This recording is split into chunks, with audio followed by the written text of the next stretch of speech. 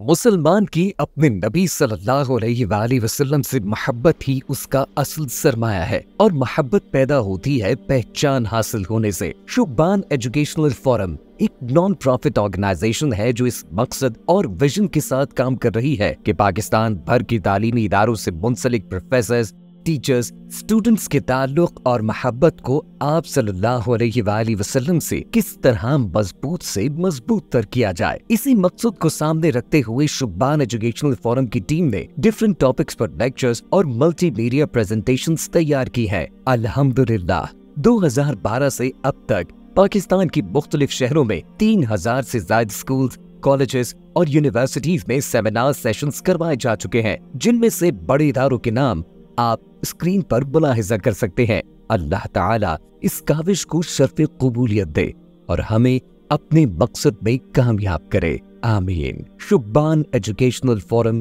Pakistan.